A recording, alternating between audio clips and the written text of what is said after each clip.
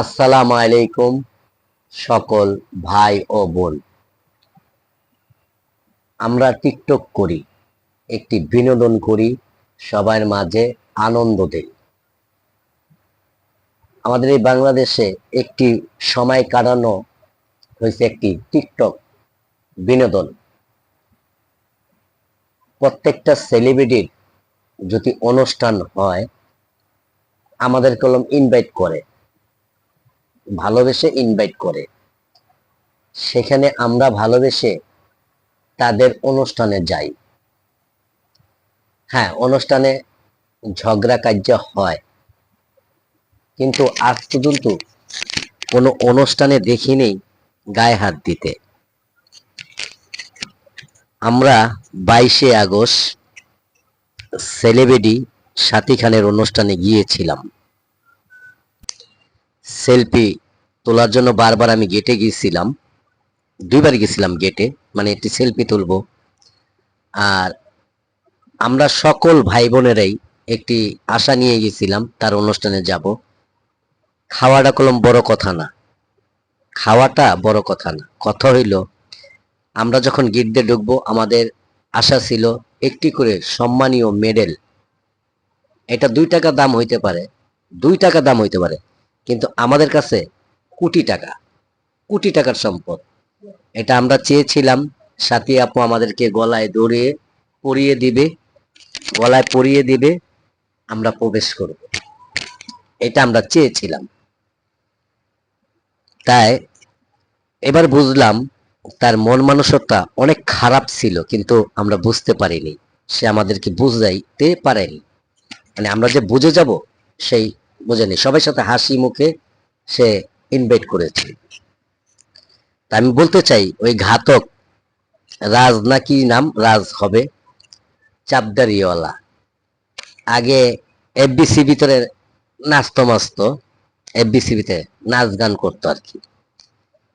চরিত্র মনে হয় ভালো না, লাথি দিয়া এফবিসির থেকে বাই করে দিচ্ছে, এফবিসির থেকে বাই করে দিচ্ছে।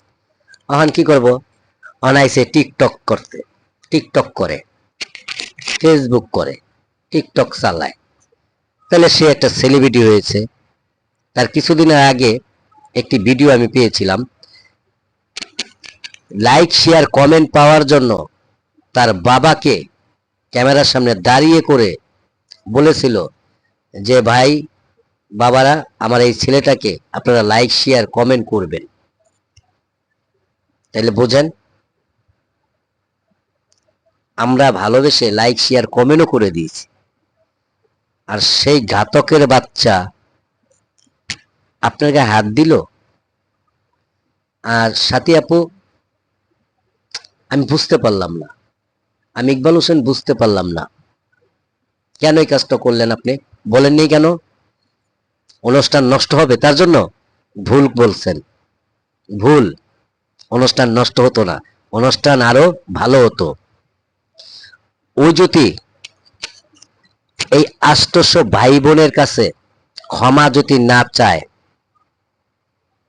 ক্ষমা যদি না চায়, এই গাজীপুর এলাকায় যেখানে পামো ওরে আমি স্যান্ডেল দা বাইরেইতে বাড়িতে ওই ডিয়াবাড়ি পাঠামো, মিরপুর ডিয়াবাড়ি পাঠামো ওরে। যদি কোনোদিন বাংলা ব্রিজ কিবা হলিও পার এখানে যদি ওরা পাই, ওরে মনে করেন জুতাটা বেরিতে বেরিতে এখান থেকে দূর করবো।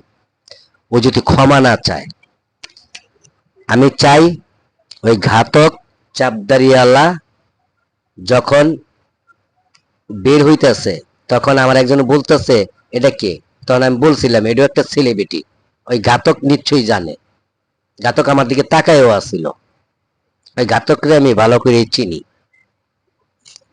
ঠিক আছে, বাসা কই কই কি করে না করে সবই আমি চিনি।